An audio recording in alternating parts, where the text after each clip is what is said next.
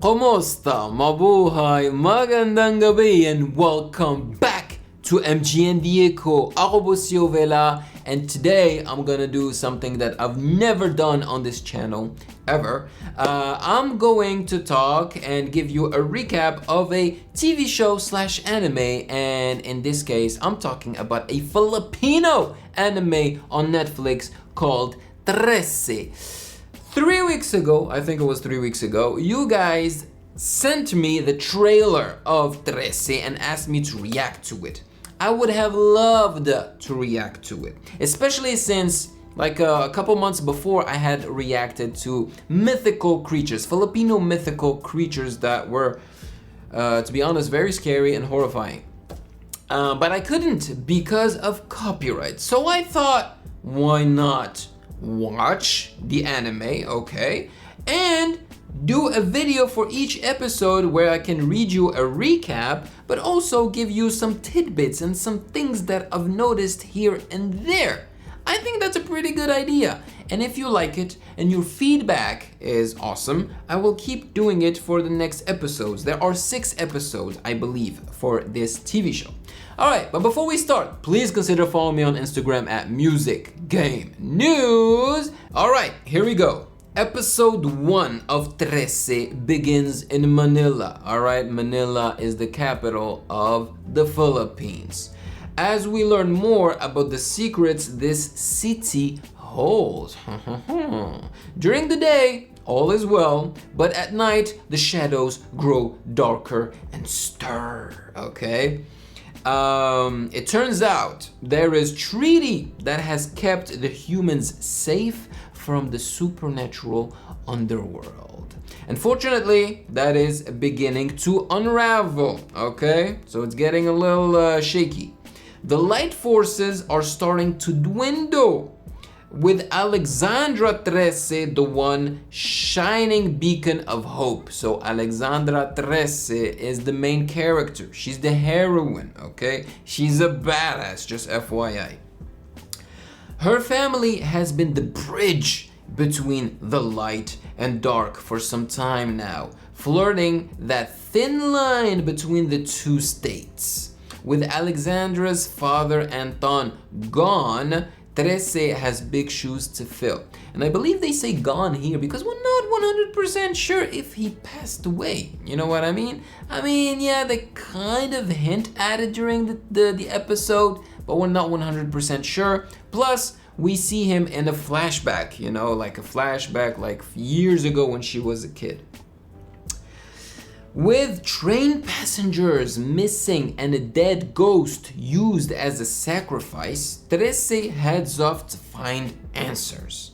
Yes, so three women got killed at the beginning of the episodes by ASWANGS, if I'm not mistaken. And we also find out that there was a ghost that also got sacrificed with like some type of a spell drawn on the floor. This brings her before a sewer-dwelling goblin called Nuno, alright, and the leader of the Aswang clan, who both point toward a corrupt official involved with mermaid bones. Okay, so the goblin Nuno, I really liked that character. I really enjoyed the way it was drawn, and the way she called him, she just said tabi tabi po. And the goblin came out of the floor, you know, or the sewers to talk to her, and she bribed him with chocolate or something like that. And he's the one who points her to the leader of the Aswang clan. And then when she gets to the leader, he points her towards the corrupt official involved with mermaid bones.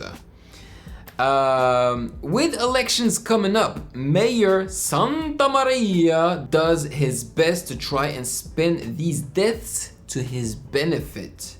Only he's the one involved, given the ghost was actually his mistress, and he lets slip about the Aswan clan. Trese tries to build a case against him. That includes checking out the train carriages. It seems there are 2 trains, one in the living and one in the dead realm.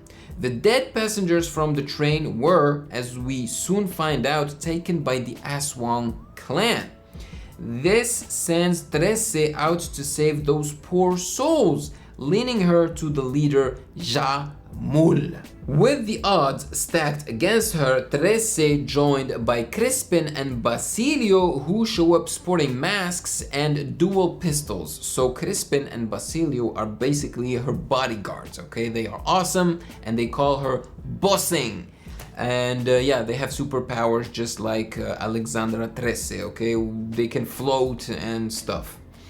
This is enough to turn the tables and save all the caged humans. So this is like the big finale fight scene between Trese, her bodyguards, and the ASWANG clan, all right? So she chops them up with her very twisted looking knife and everything. It was very epic. The eyewitnesses there confirmed that Mayor Santa Maria is definitely involved. They also shed light on the ASWANG clan, confirming that they're responsible for killing Trese's mother. Okay, so during the episodes, there are flashbacks to Trese's childhood. And at some point, they show Trese with her mom trying to do like a spell on a bird, a dead bird, okay? And I'm guessing they're trying to get the soul of the bird to heaven or something like that.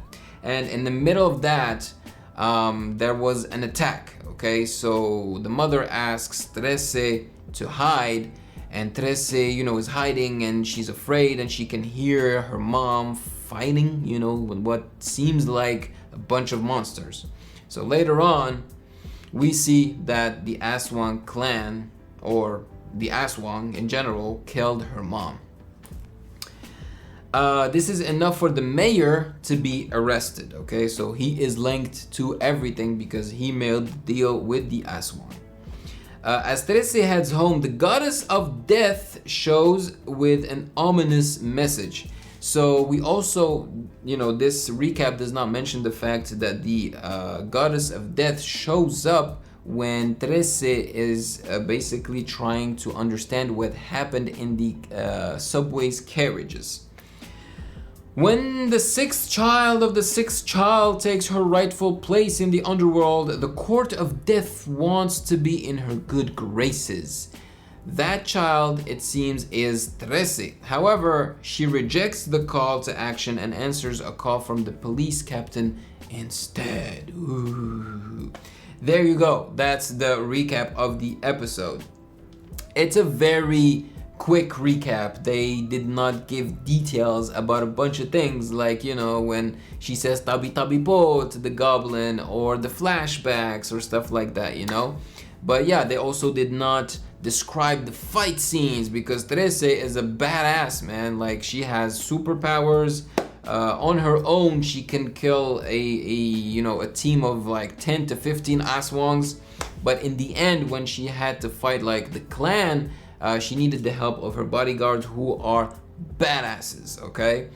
Yeah, she can also summon some type of fiery demon face, you know, through her phone. That helps her investigate stuff, you know. That was very interesting. Yeah, and the ghost that died is indeed, or was, the mistress of the mayor. And they said at the beginning that she killed herself, so it was a suicide. But then we figure out that he actually killed her, okay? He not only killed his mistress, but he also managed to kill her ghost, you know, through the ASWANGs. It's crazy. But yeah, I enjoyed this TV show. I thought it was really well produced, all right? So the drawings are wonderful. I really like the animations and everything. The lore is very intriguing and interesting, you know, because we're talking about ASWANGs and Filipino mythical creatures. I cannot wait to see what other mythical creatures they're gonna introduce. But I did not think that the story was very well told. I had to watch the episode twice to understand everything that was happening, and I'm pretty sure that I didn't understand everything. I really do think that they needed to explain a little bit more, especially for people who aren't Filipino, who, you know, did not grow up you know, learning about Filipino mythical creatures and stuff like that. So hopefully things will get clearer as we move along with the other episodes. So there you go, guys. I did my best to summarize this episode for you. Let me know if you've enjoyed it. If you didn't, tell me as well so that I can stop doing this, okay? I like to keep growing, you know, with the channel. Maraming salamat po. Thank you so much for joining me. Let me know what you thought of Trese. Are you guys enjoying it so far? Are you excited for season 2? I don't know. Tell me everything. Have a great day, stay safe, and I will see you in the next one. Peace.